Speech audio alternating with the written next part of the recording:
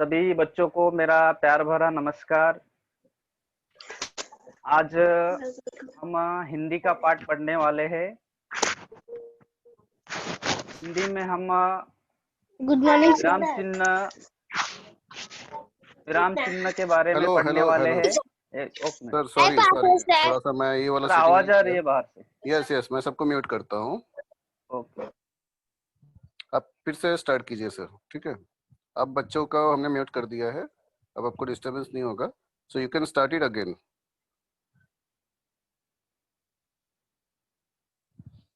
Start sir. Sir unmute कीजिए, sir unmute कीजिए पहले अपने आप। ओके सर, म्यूट पर है।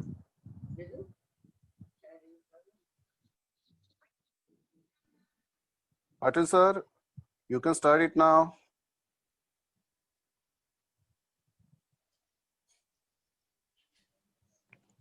पाटिल सर माइक ऑन कीजिए।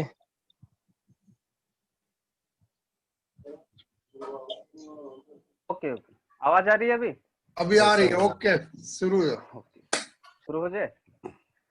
सभी बच्चों को मेरा प्यार भरा नमस्कार। और आज के इस ऑनलाइन एजुकेशन प्रोग्राम में मैं आप सभी का स्वागत करता हूँ। आज हम 5वीं कक्षा के लिए हिंदी विषय पढ़ने वाले हैं और हमारा अगला पाठ जो है वह मैं आपको पीपीटी के द्वारा सिखाने वाला हूँ। तो इसके लिए मैं अपनी स्क्रीन शेयर करने जा रहा हूँ।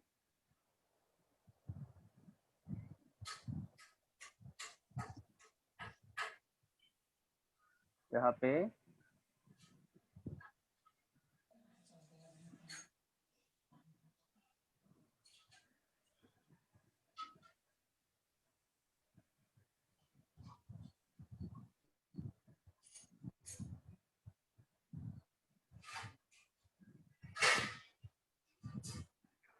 बृहन्मुंबई महानगर पालिका शिक्षण विभाग प्रस्तुत ऑनलाइन एजुकेशन प्रोग्राम कक्षा 5वीं का आज का विषय है हिंदी। और आज हिंदी विषय में हम विराम चिन्ह यह घटक पढ़ने वाले हैं। आज का दिन शनिवार, आज 3 अक्टूबर 2010 और मेरा नाम सूर्यकांत पाटिल। मैं मनपा हिंदी शाला खारदांडा में प्रशिक्षित शिक्षक हूँ। बच्चों, आज के दिन की शुरुआत हम एक सुवचन के साथ करेंगे। सर एक मिनट।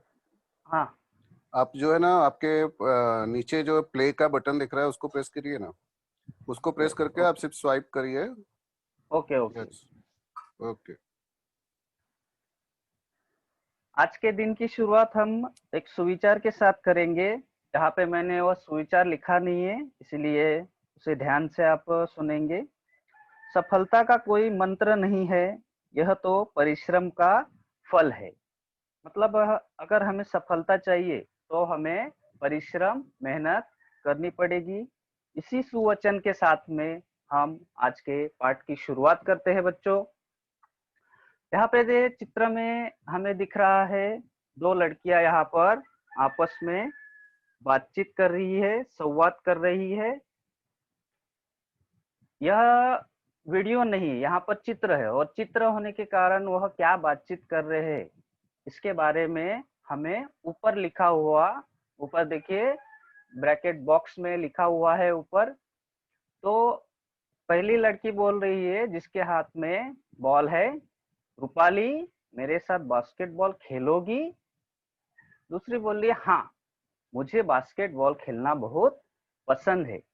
तो ऊपर जो लिखा हुआ है इससे हमें वह चित्र में क्या बातचीत कर रहे हैं, क्या बोल रहे हैं, यह अच्छी तरह से समझ में आता है। अगर हम ध्यान से देखेंगे तो उसमें कुछ चिन्ह लगाए गए हैं। पहले जो लड़की बोल रही है उसमें 2 चिन्ह लगाए गए हैं, दूसरे में भी 2 चिन्ह है। तो इन चिन्हों के माध्यम से हमें वह क्या बोलना चाहते हैं इसका निश्चित ऐसा बोध होता है। तो वही चिन्हों के बारे में हम आगे पढ़ने वाले हैं। यहाँ पे मैंने 3 वाक्य लिखे हैं बच्चों।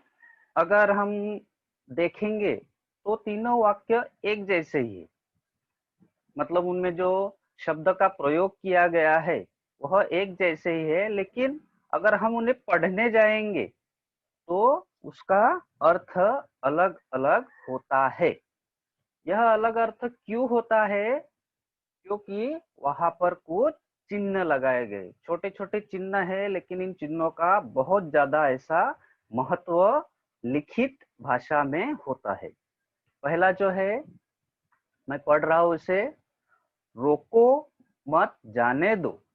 अब इसमें कोई भी चिन्ह नहीं लगाया गया है, तो इस कारण पे इस वाक्य का अर्थ हम निश्चित ऐसे बता नहीं सकते हैं कि रोको मत जाने दो तो आगे बोलना है या नहीं बोलना है। यह यहाँ पर निश्चित नहीं हुआ है, क्योंकि उसमें कोई भी चिन्ह नहीं लगाया गया है। दूसरा जो है, उसको कैसे पढ़ेंगे? यहाँ पे रोको के बाद में एक चिन्ह है, वह चिन्ह क्या है यह हम आगे पढ़ने वाले हैं। रोको मत जाने दो, मतलब कोई भी व्यक्ति जो है किसी जाने वाले व्यक्ति को या अन्य किसी को कह रही है कि वो जो बाहर जा रहा है तो उसको रोकना है, उसे जाने नहीं देना है। तो यहाँ इन चिन्हों के कारण हमें उसका अर्थ निश्चित रूप से प्राप्त होता है। तीसरा वाक्य है, रोको मत जाने दो। यहाँ पे कोई तो आदमी जो है वो गुस्से में आकर या निराश होकर अभी बोल रहा है, जैसे कोई बाहर जाने की ज्यादा ही जिद कर रहा है, या नहीं मैं जा रहा हूँ, मैं अभी नहीं आऊंगा, इस तरह से बोल रहा है, तो वह भी गुस्से में आके बोल रहा है रोको मत जाने दो, मतलब उसको अभी रोकना नहीं है, जाने दो उसको।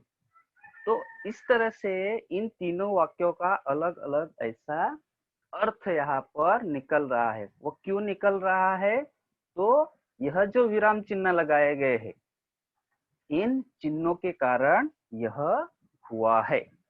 अगला एक उदाहरण और पेश करने जा रहा हूं मैं, जो अभी ये हमारे जीवन का एक भाग बन गया है, और हमारी मुंबई की जो रक्त वाहिनियां जिसे बोलते हैं, लोकल ट्रेन। तो इस तरह का जो मैंने दो ऊपर लिखे गए, तो समाचार में हम इस तरह की हेडलाइन पढ़ते हैं ऊपर। तो इन दोनों का अर्थ भी देखिए चिन्हों के कारण किस तरह से बदलाव हो रहा है।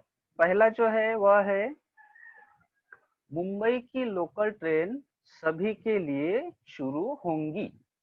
तो यह एक वाक्य दिया है, तो इससे हमें क्या बोध मिलता है कि अभी जो है मुंबई की लोकल शुरू होने वाली है। यह एक सामान्य ऐसा वाक्य लिखा गया है। उसी वाक्य को नीचे लिखा है, देखिए, मुंबई की लोकल ट्रेन सभी के लिए शुरू होंगी, मतलब यहाँ पर निश्चित नहीं बताया जा रहा है कि यहाँ पे जो चिन्ह लगाया गया है इससे हमें दुविधा हो रही है कि शुरू होने वाली या नहीं होने वाली है, 10 दिन में शुरू होगी, 15 दिन में शुरू होगी, कुछ पता नहीं। तो इस तरह से इन चिन्हों के कारण इन दोनों शब्दों का अर्थ यहाँ पर बदल जाता है। तो इन्हीं चिन्हों को हम बच्चों कहते हैं विराम चिन्ह। यहाँ पे मैंने विराम चिन्ह यह लिखा हुआ है, कहीं कहीं पे जब टाइप करते हैं तो ये जो चिन्ह है, यह चिन्ह अलग अलग ऐसे वहां पर दिखाई देता है। कभी आधा न और ह चिन्ह, तो कभी ह के बाद में न आता है। तो इसके लिए मैंने यहाँ पर ये बच्चों लिखा हुआ है, इसको ध्यान में रखना है। सबसे पहले विराम चिन्ह, तो बच्चों हमारी हिंदी भाषा या कोई भी भाषा जो होती है, तो उसके शब्द में ही उसका अर्थ छिपा होता है। जैसे यहाँ पर है विराम, तो विराम का अर्थ क्या है? विराम का अर्थ है रुकना, ठहरना अथवा ठहराव। जैसे हम कोई भी काम कर रहे हैं, तो हम उसमें काम को अविरत करने के लिए बीच बीच में थोड़ा सा रुक जाते हैं। तो ये जो रुकना होता है इसे हम विराम या आराम कहते हैं। जैसे बच्चों, आपको अगर कोई बड़ा पाठ लिखने के लिए दिया है आपके शिक्षक ने, तो हम क्या करते हैं, पहले 3-4 लाइन एकदम तेजी से लिखते हैं, बाद में थोड़ा सा रुकते हैं, हमारा हाथ दुखने लगता है, और 10-15 वाक्य लिखने के बाद में हम हमारे हाथों को झटका देते हैं ऐसे जोर जोर से। तो वो जो थोड़ा सा विराम है या रुकना है उसे हम कहते हैं विराम। ये विराम चिन्ह की परिभाषा दी गई है यहाँ पर। लिखित भाषा में प्रयुक्त किए जाने वाले चिन्हों या संकेतों को विराम चिन्ह कहा जाता है। तो बच्चों, यह विराम चिन्ह क्यों दिए जाते हैं? तो जब हम एक दूसरे से सामने बातें करते हैं तो उसके चेहरे से या उसके बोलने से हमें यह पता चलता है कि वह हमें क्या बताना चाहता है, कि उसके मन में क्या है, या उसके बोलने का अर्थ हम समझ पाते हैं। लेकिन वही जब लिखित रूप में आता है, तब लिखित रूप में उसका बोध होने के लिए, या जो भी लेखक उसको लिखता है तो उस लेखक को क्या लिखना है, उसकी क्या विचार है उसमें, यह जानने के लिए या समझने के लिए विराम चिन्ह बहुत ही उपयोगी ऐसे होते हैं। जैसे मैंने कुछ उदाहरण पहले दिए बच्चों, उसमें देखा होगा आप लोगों ने कि किस तरह से समान वाक्य लिखे हैं, लेकिन समान वाक्य लिखने के बावजूद भी उसका जो है अर्थ बदल जाता है। तो ये अर्थ बदलने के लिए, या जो भी मुझे बताना है, मेरी भावना क्या है, या मैं आपको क्या बताना चाहता हूँ, ये जब लिखित रूप में होता है तो इन चिन्हों का बहुत ही ज्यादा महत्व है। तो ऐसे ही कुछ विराम चिन्हों के बारे में हम आज पढ़ने वाले हैं, जो हमें भाषा की पढ़ाई, जब तक हम भाषा की पढ़ाई करेंगे, यह चिन्ह हमारे लिए बहुत ही उपयोगी ऐसे सिद्ध होंगे। यहाँ पे मैंने कुछ विराम चिन्ह दिए हैं, कुल मिला के 12 विराम चिन्ह है यहाँ पर। तो हम इसमें से कुछ विराम चिन्ह पढ़ने वाले हैं, जिसका मैं यहाँ पे आपको इन सभी चिन्हों का अल्प सा परिचय करके देता हूँ। यहाँ पे सिर्फ मैं आपको नाम और उसका चिन्ह यह बताऊंगा, वह चिन्ह आपको ध्यान में रखना है। पहला जो है वह है पूर्ण विराम। पूर्ण विराम का ये जो चिन्ह है, ऐसे सीधी, ऐसे खड़ी, ऐसे डंडी है। दूसरा है अर्ध विराम। अर्ध विराम में ऊपर एक बिंदी है और नीचे जो चिन्ह है, जैसे हम उ की मात्रा निकालते हैं तो उसको थोड़ा सा छाट लेंगे तो उस तरह से वह चिन्ह बनता है।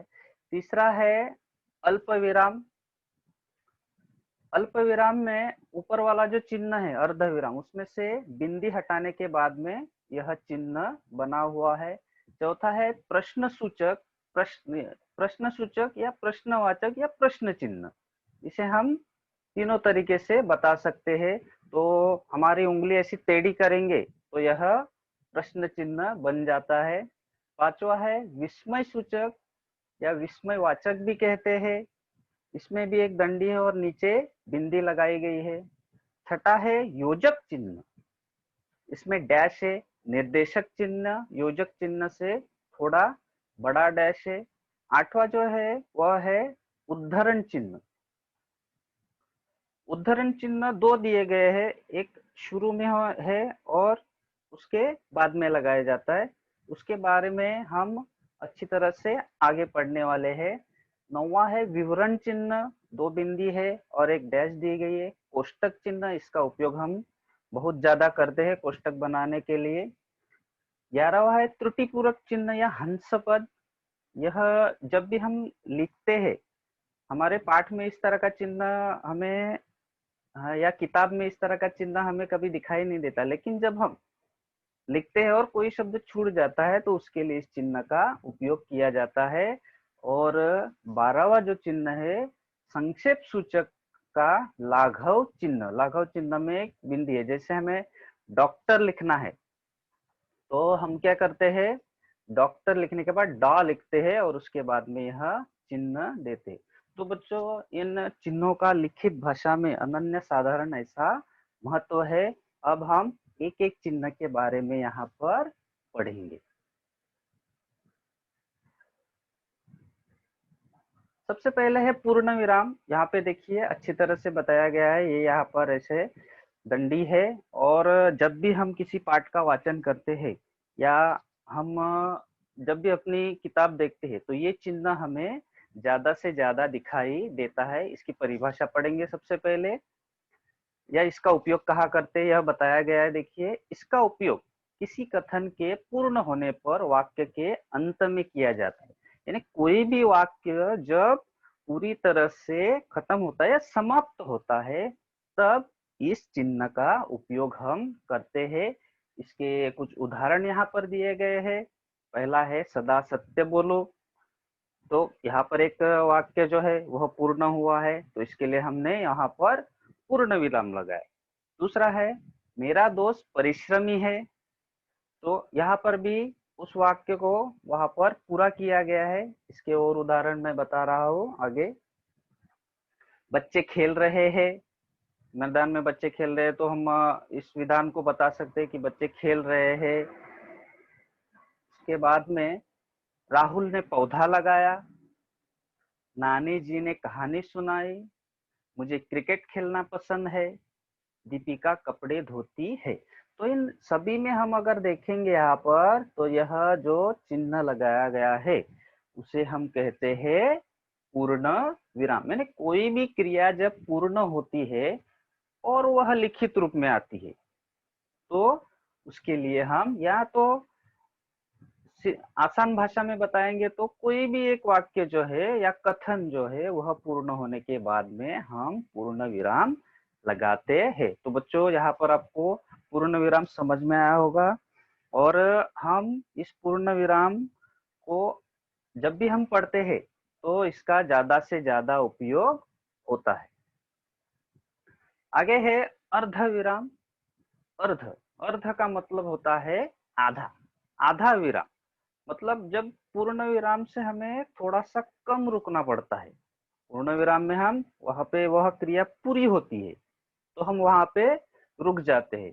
लेकिन अर्ध विराम में क्या होता है, वह क्रिया पूर्ण नहीं होती है और वहां पर पूर्ण विराम से थोड़ा कम रुकना पड़ता है, तब यह अर्ध विराम लगाया जाता है। अर्ध विराम का मतलब है आधा विराम। अगर हम उसका शब्द देखेंगे, अर्ध मतलब आधा, विराम मतलब आराम या ठहरना। तो इसकी परिभाषा पहले पढ़ते हैं हम। वाक्य में जहाँ थोड़ी देर के लिए रुकते हैं लेकिन वाक्य पूरा नहीं होता है वहां अर्ध विराम का चिन्ह लगाया जाता है। उसका चिन्ह भी देखिए मैंने पहले बताया था और यहाँ पर अच्छी तरह से हमें अभी दिखाई दे रहा है। या तो जब एक वाक्य अनेक छोटे वाक्यों को मिलाकर बनता है तब उन छोटे वाक्यों के बीच में यह चिन्ह लगाया जाता है। तो इस चिन्ह का भी महत्व है और इसके कुछ उदाहरण जो है हम आगे देखने वाले हैं। यहाँ पे देखिए 3 उदाहरण दिए गए हैं। पहला है काम पूरा कर लो उसके बाद चले जाना। ये देखिए ये 2 वाक्य है लेकिन एक वाक्य दूसरे पर आधारित है। मैंने कोई भी बता रहा है कि हाँ अपना काम पूरा कर लो उसके बाद में तुम चले जाना, या तो अगर गुस्से से कहा होगा तो कि पहले अपना काम पूरा कर लीजिए और बाद में आप चले जा सकते हैं। तो इन दोनों वाक्यों को यहाँ पर दर्शाने के लिए यहाँ पर यह अर्ध विराम लगाया गया है। दूसरा है खाना तैयार है सब लोग आ जाओ। मतलब खाना बन गया है और सभी को आने के लिए बोले। तो ये 2 वाक्य जो है 2 वाक्य एक दूसरे पर आधारित है, इसके लिए यहाँ पर यह अर्ध विराम लगाया गया। जैसे बच्चों आपके पिताजी है, आपके भाई बहन है, आप बाहर बैठे हो और घर में खाना बन गया है तो आपकी मम्मी आपको बुलाती है, चलिए खाना तैयार है सब लोग आ जाओ। तो उस तरह का यह वाक्य है और उसको जोड़ने के लिए यहाँ पर अर्ध विराम का उपयोग किया गया है। तीसरा है सच तो सच है झूठ कभी ज्यादा दिन चलता नहीं है। तो यह भी एक सुवचन की तरह दिया है। तो यहाँ पर 2 वाक्यों को जोड़ने के लिए यहाँ पर अर्ध विराम का उपयोग किया गया है।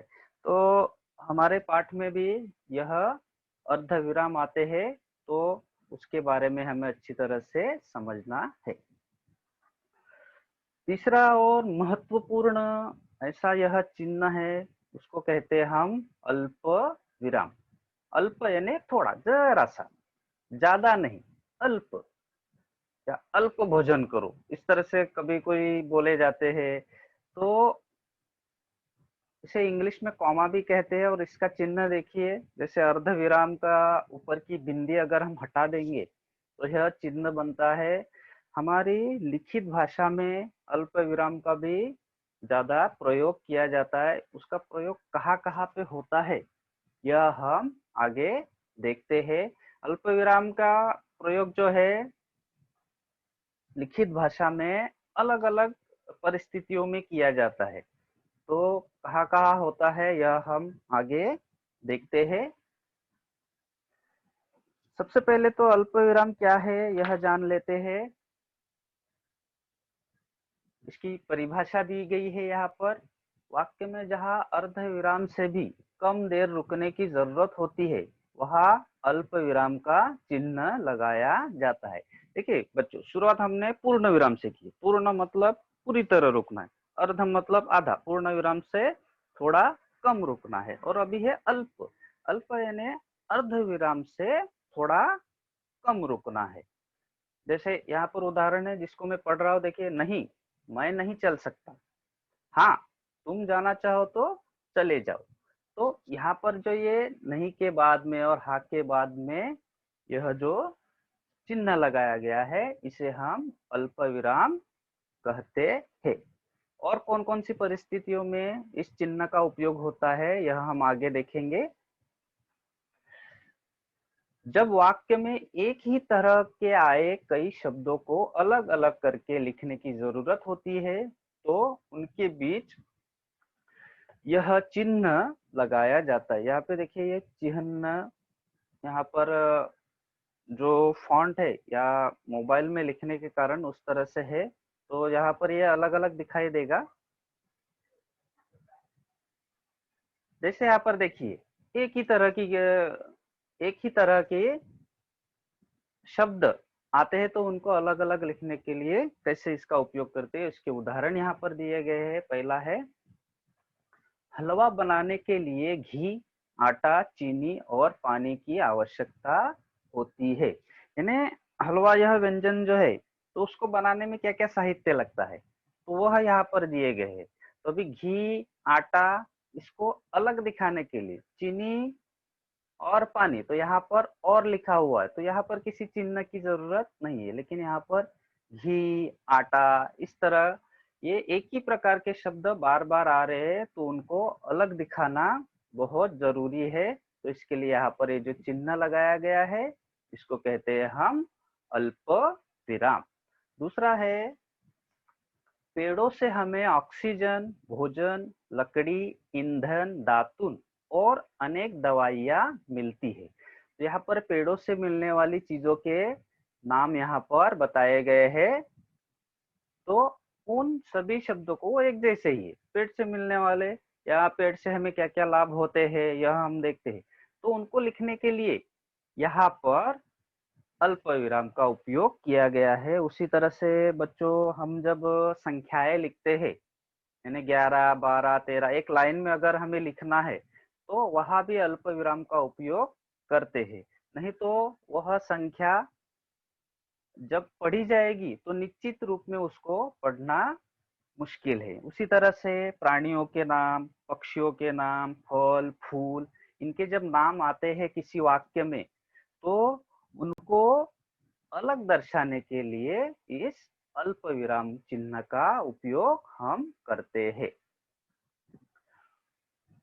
अन्य उदाहरण भी है इसके। जैसे वाक्य में जब किसी को संबोधित करके कोई बात बोली जा रही हो तब उस संबोधन शब्द के बाद भी अल्प विराम लगाना चाहिए। यानी जैसे हम किसी को बुलाते हैं, पुकारते हैं, जैसे यहाँ पर उदाहरण दिया है, देखिए, राम इधर आओ। तो राम के बाद में हमें थोड़ा सा रुकना पड़ता है। तो ये जब अल्प सा हम लोग वहां पर विराम ले रहे हैं तो वहां पर हम किसी को संबोधित कर रहे हैं तो उस संबोधन के बाद में हमें अल्प विराम लगाना चाहिए। दूसरा है मित्र, परिस्थितियां तो सब जगह एक सी ही है। तो आजकल के हम कोरोना महामारी से गुजर रहे हैं, तो अलग अलग जगहों पर बुरी ऐसी परिस्थितियां है, तो ऐसे समय में हम किसी को सांत्वना करते हैं, तब इस तरह से बोला जाता है, मित्र परिस्थितियां तो सब जगह एक सी है। तो यहाँ मित्र के बाद में यह अल्प विराम लगाया गया है। आगे इसका और एक उदाहरण है, यदि किसी वाक्य के शुरू में हाँ, नहीं, कहो, लाओ आदि शब्द है, तो इन शब्दों के बाद भी अल्प विराम लगाया जाता है। इसके उदाहरण है, देखिए, कहो कैसे आना हुआ, मतलब कोई आगंतुक आ गया है, अचानक से कोई आ गया है, तो हम उसको बोलते हैं, अरे कहो कैसे आना हुआ, क्या काम है भाई। तो इस तरह से यहाँ पर एक प्रश्न बन गया है। दूसरा है, नहीं, मुझे वहां नहीं जाना, सभी जा रहे हैं और आपको मतलब बच्चों वहां पर नहीं जाना होगा, तो आप बोलते नहीं, मुझे वहां नहीं जाना है या मैं नहीं जाऊंगा। तो यहाँ पर जो नहीं है, तो नहीं के बाद में हम थोड़ा सा रुकते, तो वहां पर अल्प विराम दिया गया है।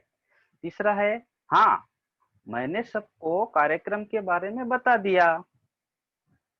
यहाँ पर कोई कार्यक्रम है और हमारी जिम्मेदारी थी कि हमें बताना था सबको, और दूसरे दिन कोई आकर बोल रहा है कि आपने बताया या नहीं बताया, तो तब हम एकदम आत्मविश्वास से बोलेंगे, हाँ, मैंने सबको कार्यक्रम के बारे में बता दिया।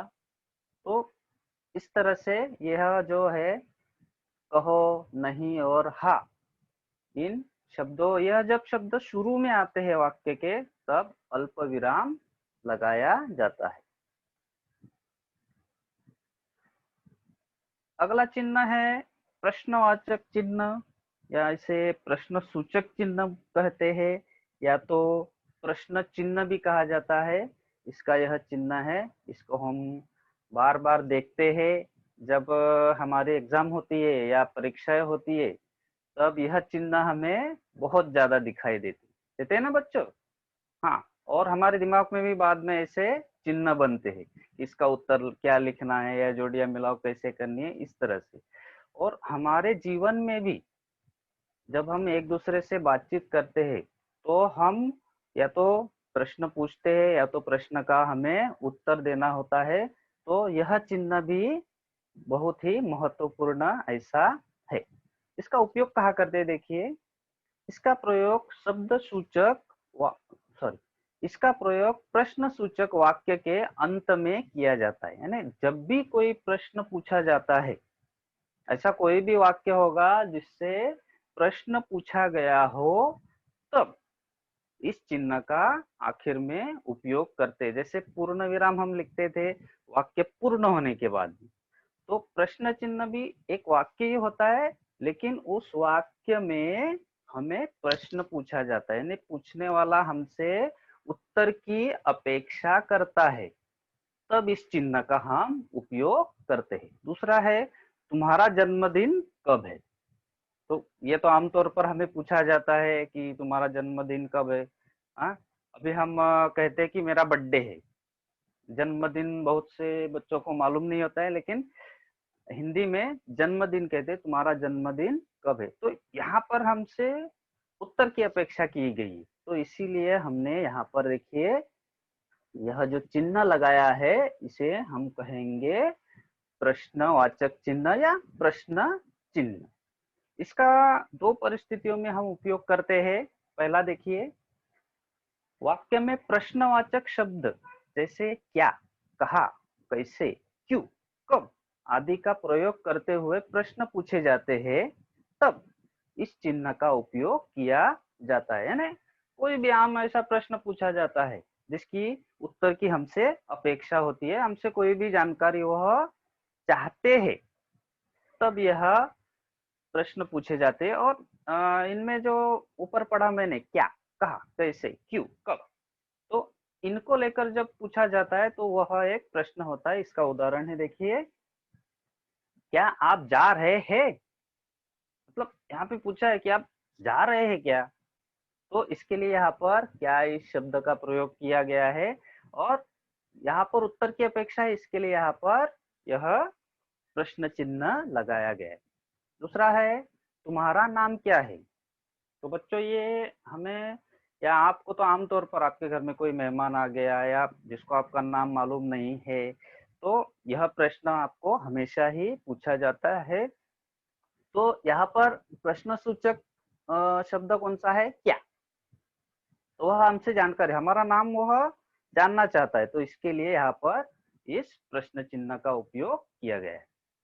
तीसरा है आपने उसे क्यों बुलाया, मतलब क्या काम है जो आपने उसे बुलाया, किसी को बुलाया होगा तो हम उनसे यह प्रश्न पूछ रहे हैं। आगे है आप कहाँ जा रहे हो, फिर से वही सवाल आ गया है कि आप कहाँ जा रहे हो, वो रिपीट हो गया है। तो यहाँ पर एक बात ध्यान में रखनी है कि जब भी कोई प्रश्न पूछा जाता है इनसे, क्या, कहा, कैसे, क्यों, कब, तो उनमें यहाँ पर हम प्रश्न चिन्ह का उपयोग करते हैं। जब भी कोई हमसे उत्तर की अपेक्षा करता है और वह वाक्य लिखित रूप में आ गया तो हम यहाँ पर प्रश्न चिन्ह का उपयोग करेंगे। दूसरी परिस्थिति में देखिए यहाँ पर सामान्य विधानवाचक वाक्यों को प्रश्न, संदेह या अनिश्चय के भाव के साथ बोला जाता है, तब प्रश्न चिन्ह इसका उपयोग करते हैं। सामान्य विधानवाचक वाक्य मतलब जैसे पूर्ण विराम के वक्त मैंने जो उदाहरण दिए थे आप लोगों को, वह उदाहरण, तो जैसे यहाँ पर है वह आगरा जाएगा, तो इसमें क्या, कब, इन शब्दों का प्रयोग किया ही नहीं है। लेकिन इसको अगर हम अलग तरीके से पढ़ते हैं या हम कभी कभी बोलते भी है, जब हम साशंक होते हैं, जब हमें निश्चित पता नहीं होता है या हमें कोई शंका होती है, जैसे वह आगरा जाएगा, मतलब यहाँ पे पता नहीं हो आगरा ही जा रहा है या ऐसे ही झूठ बोल रहा है, तब हम ऐसे जब वाक्य बोले जाते हैं तब यहाँ पर प्रश्न चिन्ह का उपयोग करते हैं। दूसरा है मैं झूठ बोल रहा हूँ, मतलब मैं सच बोल रहा हूँ, लेकिन बोल रहा है नहीं तुम तो झूठ बोल रहे हो या तुमने ऐसा बोला ही नहीं, तो उस समय में हम कहते मैं झूठ बोल रहा हूँ। तो वहां पर जब ये प्रश्न चिन्ह आ जाएगा। तीसरा है यह तुम्हारा घर नहीं है, मतलब हम किसी को बता रहे ये तुम्हारा घर नहीं है, तो ऐसे समय में सामान्य वाक्य है, लेकिन इसमें हम संदेह प्रकट कर रहे हैं या निश्चित ऐसा हमें मालूम नहीं है। आपके भी पिताजी आपको कहते हैं, देखिए कभी कभी कि आप मोबाइल लिए हो और अभी ऑनलाइन पढ़ाई कर रहे हो, तो अगर पिताजी को शक हो गया है कि ये बेटा पढ़ाई ही कर रहा है या गेम खेल रहा है, तब पिताजी दूर से बोलते हैं आपको बेटा पढ़ाई कर रहे हो, तो इसमें वो संदेह आ गया है, या पढ़ाई कर रहे हैं या गेम खेल रहे हैं, तो उस समय में यह प्रश्न चिन्ह का उपयोग हम करते हैं। या और परिस्थिति जैसे शिक्षक आते हैं आपके क्लास में और बताते हैं चलिए कल मैंने गणित का होमवर्क दिया था, किसने किसने लाया है, तो हमारे साथ में जो बैठा हुआ होता है तो हम उसे कहते हैं धीरे से तुमने होमवर्क लाया है, मतलब मैंने नहीं लाया है, तुमने लाया है क्या। तो ऐसे समय में इन चिन्हों का हम उपयोग करते हैं। तो बच्चों आपको प्रश्न चिन्ह अच्छी तरह से समझ में आया होगा, इसका उपयोग कब करते हैं। अगला चिन्ह जो है देखते हैं विस्मयवाचक या विस्मय बोधक चिन्ह। यहाँ पर इस चिन्ह को देखिए, दंडी है और यहाँ पर इसे बिंदी बनाई गई, तो इसकी परिभाषा हम पढ़ेंगे पहले। मनुष्य के मन में अनेक भाव उठते हैं, जैसे खुशी, भय, दुख, घृणा, आश्चर्य आदि। इन सभी भाव को प्रकट करने के लिए विस्मयवाचक चिन्ह का प्रयोग किया जाता है।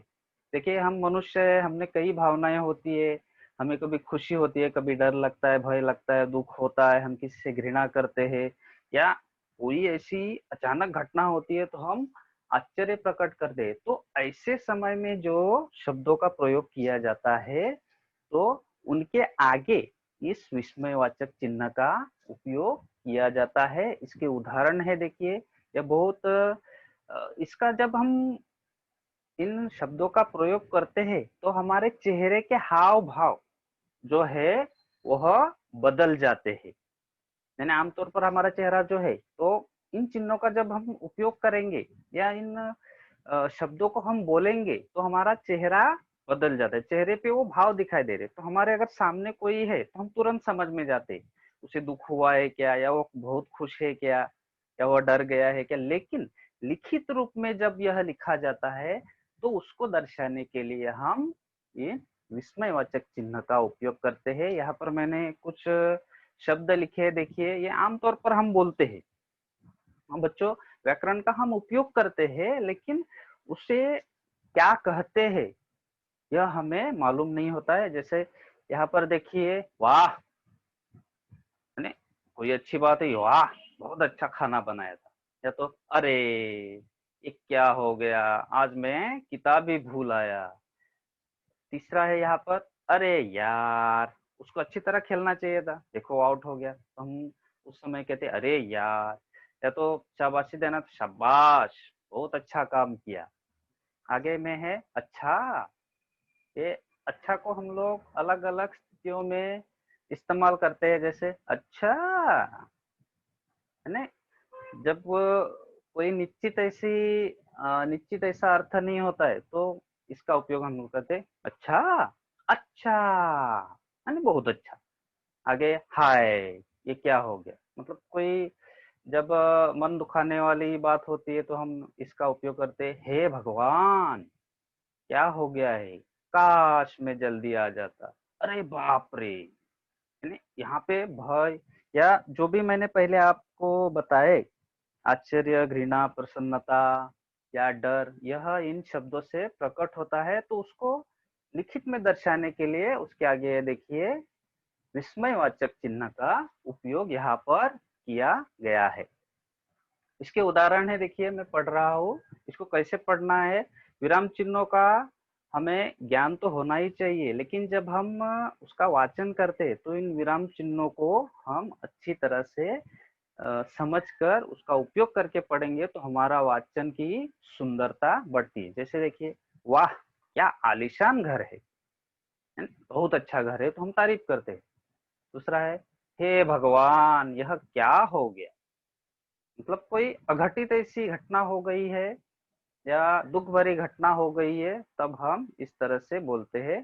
तीसरा है, छी कितनी गंदगी है यहाँ, है ना, बदबू आ रही है, तो हम अपना मुंह देखिए ऐसे दांत बाहर आते हैं हमारे, छी, इस तरह से बोलते हैं। तो इन तीनों शब्दों में देखिए जब भी हम इसे बोलेंगे वाह, तो हमारे चेहरे पर एक खुशी दिखाई देती है, हे भगवान तो थोड़ी सी नाराजगी दिखाई देती है, दुख दिखाई देता है। छी, छी यानी हम लोग एक तिरस्कार जैसे करते हैं, तो उस तरह का यह शब्द आता है। तो वो सभी भाव हमारे चेहरे पर प्रकट होते हैं और उनको दर्शाने के लिए इस चिन्ह का उपयोग हम करते हैं। आगे है उद्धरण चिन्ह। इसका भी उपयोग हम लिखित भाषा में बहुत ज्यादा करते हैं। किसी व्यक्ति के कथन को जो का त्यों बताना हो तो उद्धरण चिन्ह का प्रयोग किया जाता है। उद्धरण चिन्ह, इसे अवतरण चिन्ह भी कहते हैं। इसमें दो चिन्ह है बेटा, हमें यहाँ पर एक ही पढ़ना है। ये देखिए शुरुआत में हुआ है और उसके बाद में यह दो तरीके से दिया जाता है। इसका उदाहरण देखेंगे तो यह एकदम से स्पष्ट हो जाएगा। ये देखिए, माताजी ने कहा था। ये देखिए मैंने अल्प विराम में आपको बताया था कि इस तरह के जो वाक्य या हम लिखते हैं तो इसमें यहाँ पर अल्प विराम का उपयोग किया। अभी हमें उद्धरण चिन्ह, तो माताजी क्या कह रही है, तो उसका जब बोलना शुरू होता है तो वहां से यह उद्धरण चिन्ह या अवतरण चिन्ह शुरू होता है। मैं कल अयोध्या जाऊंगी, जाऊंगी के बाद वाक्य पूर्ण हो रहा है, तो यहाँ पे दिया हमने पूर्ण विराम, और उनका बोलना भी वहां पे समाप्त हो रहा है, खत्म हो रहा है। तो इसके लिए हम इस अवतरण चिन्ह या उद्धरण चिन्ह को पूरा करेंगे। यानी जो यहाँ से शुरू हुआ है वह, जब वह उनका बोलना आगे भी अगर बोलती वह जाएंगी, 4-5 वाक्य बोली, तो इस चिन्ह को बार बार नहीं लगाना है, यानी हर एक वाक्य के बाद में नहीं उसे लगाया जाता। तो उनका बोलना जब तक समाप्त नहीं होता है, या समाप्त हो जाएगा, 2 वाक्य बोले, 3 वाक्य बोले उन्होंने, तब यह आखिर में दिया जाता है। दूसरा है, महात्मा गांधी ने कहा था अहिंसा परम धर्म है। कल ही हमने महात्मा गांधी जी की जयंती बड़े उत्साह और उल्लास के साथ मनाई। तो उन्होंने हमारे लिए बहुत ही ऐसे सुवचन कहे हैं, या उनकी शिक्षा को हम ग्रहण करेंगे तो हमारा जीवन भी सुखमय हो जाता है। तो ऐसे बापूजी हमारे महात्मा गांधी जी ने यह कहा है, तो उन्होंने वो कहा है, तो वहां से यह उद्धरण चिन्ह या अवतरण चिन्ह का उपयोग हम करते हैं। आगे और आखिरी वाला चिन्ह है, मैं सभी चिन्हों के बारे में नहीं बता रहा हूँ बच्चों, इनमें से जो थोड़े से चिन्ह है उनके बारे में बता रहा हूँ। तो ये है योजक चिन्ह, एक डैश होती है, आमतौर पर हम इसका उपयोग करते हैं। तो इसका उपयोग भी कौन कौन सी परिस्थितियों में होता है वो देखते हैं हम। किसी शब्द की पुनरावृत्ति होने पर इसका उपयोग करते हैं। पुनरावृत्ति मतलब वही बार बार आना, एक ही शब्द बार बार आना, जिसके कुछ उदाहरण यहाँ पर दिए हैं। पहला है दो दो हाथ हो जाए, दो दो, यहाँ पर देखिए मैंने कलर में लिखा हुआ है। तो ऐसे जब शब्द, एक ही शब्द बार बार आता है तो उसमें यह चिन्ह लगाया गया है। ये बच्चों जो है दो दो हाथ हो जाए, तो ये पहलवानों की भाषा है। उनमें होड़ लगती है, मैं ज्यादा ताकतवर तुम ज्यादा ताकतवर, तो उसमें यह इस तरह का वाक्य बोला जाता है, चलो दो दो हाथ हो जाए, कौन जीतता है कौन हारता है यह देखते हैं। तो बच्चों हमें यह समझना है कि योजक चिन्ह कब लगाते हैं, तो बार बार वही पुनरावृत्ति, यानी बार बार वही शब्द आना, दो दो। यहाँ पे है कभी कभी मैं तैरने जाता हूँ, तो कभी कभी के बीच में यह चिन्ह लगाया जाता है। आगे है शब्द युग्म के मध्य में इसका उपयोग करते हैं, जैसे हार जीत, सुख दुख, भीड़ भाड़, आना जाना। तो इस तरह के शब्द जब आते हैं वाक्यों में या पाठ में, तो इनमें देखिए ये बीच में यहाँ पर यह योजक चिन्ह लगाया, यानी उनको जोड़ा गया है। इसी में तुलनावाचक सा सी से पहले इसका प्रयोग करते हैं, यानी हम किसी बात की तुलना करते हैं। जैसे यहाँ पे लिया है झील सी आंखें, यानी जो सुंदर आंखें होती है तो उसको हम बोलते हैं झील सी आंखें। झील मतलब पानी का जो झील होता है, या पानी का जो होता है झील, वह बहुत सुंदर चमकदार होता है। तो उसमें यह आंखों को, उन सुंदर आंखों को, यहाँ पर सुंदर आंखों की तुलना झील से की जाए, झील सी आंखें। आगे है चीते से तेज, यानी कोई धावक होता है तो वह जब दौड़ता है तो हम, अरे ये तो चीते से भी तेज है। तीसरा है लक्ष्मण सा भाई, मतलब अच्छे भाई की तुलना जब हम करते हैं तो उसे राम लक्ष्मण या लक्ष्मण के जैसा हम बताते हैं। तो इस तरह से बच्चों यहाँ पर यह इन योजक चिन्ह का उपयोग किया जाता है। तो बच्चों हम लोगों ने आज विराम चिन्ह के बारे में पढ़ा, और इन विराम चिन्हों का उपयोग लिखित भाषा में बहुत ही ज्यादा महत्वपूर्ण है। इन विराम चिन्हों के बिना उस लिखित भाषा को कोई भी अर्थबोध नहीं होता है, या कोई भी उसका मतलब नहीं होता है। हम जब पढ़ते हैं, जब वाचन करते हैं, तभी भी हमें इन विराम चिन्हों का अच्छी तरह से उपयोग करना चाहिए। अगर विराम चिन्हों का सही उपयोग नहीं किया गया है तो आपका जो वाचन है वह अर्थहीन हो जाएगा, उसका कोई भी मतलब नहीं रहेगा। तो मैं आशा करता हूँ कि आपको यह विराम चिन्ह समझ में आए होंगे। अभी इसका थोड़ा सा हम स्वाध्याय लेते हैं, पुनरावर्तन करते हैं। देखिए यहाँ पर मैंने कुछ प्रश्न बनाए हैं। पहला है विराम का अर्थ क्या है। तो बच्चों पहले ही मैंने स्लाइड में आपको बताया था कि विराम का अर्थ होता है रुकना, ठहरना अथवा ठहराव। यहाँ रुकना के बाद में अल्प विराम लगाना चाहिए, यहाँ पे नहीं लगाया गया, यहाँ पे अल्प विराम होगा, रुकना, ठहरना अथवा ठहराव। दूसरा है विराम चिन्ह किसे कहते हैं, तो उसकी परिभाषा यहाँ पर बताई गई है। लिखित भाषा में प्रयुक्त किए जाने वाले चिन्हों या संकेतों को विराम चिन्ह कहा जाता है। यहाँ पे चिन्ह गलत हो गया है, चिन्ह हो गया है। तो यहाँ पे चिन्ह है तो उसकी परिभाषा लिखनी है। तीसरा है 5 विराम चिन्हों के नाम लिखे। तो हमने जितने विराम चिन्ह लिखे हैं तो उनके नाम यहाँ पर हमें लिखने हैं। आगे है निम्नलिखित वाक्यों में उचित विराम चिन्हों का प्रयोग कीजिए। पहला, राम खाना खा रहा है। रोशन तुम स्कूल क्यों नहीं गए? राम सीता और लक्ष्मण वन को गए। शाबाश तुम तो कक्षा में प्रथम आए। तो बच्चों यहाँ पर हमें सही जगहों पर विराम चिन्ह लगाने हैं। जैसे पहला जो है वह है राम खाना खा रहा है, तो यह एक पूर्ण वाक्य हो गया है, तो हम यहाँ पर इससे पूर्ण विराम देंगे।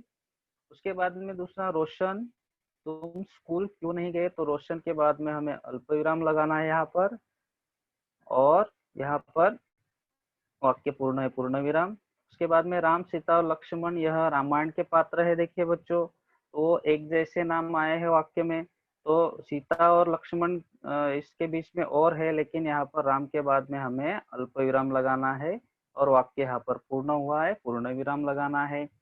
चौथा है शाबाश तुम तो कक्षा में प्रथम आए। यहाँ पे तारीफ हो रही है, शाबाशी दी जा रही है, तो यहाँ पे हम विस्मय, यहाँ पे इस चिन्ह का हम उपयोग करेंगे। और यह वाक्य पूर्ण हो रहा है तो वहां पर हम यहाँ पर ये विस्मयादिबोधक चिन्ह का उपयोग हम करेंगे, और वाक्य पूर्ण हुआ है वहां पे पूर्ण विराम लगाएंगे। इसको अच्छी तरह से मैंने आगे की स्लाइड में किया है, देखिए यहाँ पे देखिए, ये पूर्ण विराम, अल्प विराम, इसके बाद में प्रश्न चिन्ह, अल्प विराम, पूर्ण विराम, ये विस्मयवाचक चिन्ह यहाँ पर, या इसे आश्चर्य चिन्ह भी कहते हैं, विस्मय सूचक चिन्ह भी कहते हैं, और यह पूर्ण विराम यहाँ पर दिया गया है।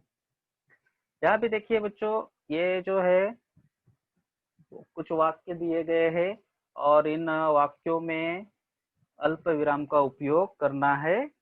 उसको कैसे करना है यह आगे दिखाता हूँ मैं। ये देखिए, तुम कक्षा में पुस्तक, कलम, पेंसिल और कॉपी लेकर जाना। तो ये एक ही तरह के वाक्य यहाँ पर आए हुए हैं, तो इसके लिए हमने यहाँ पर यह चिन्ह लगाए, वाक्य पूर्ण हुआ है, पूर्ण विराम लगाए।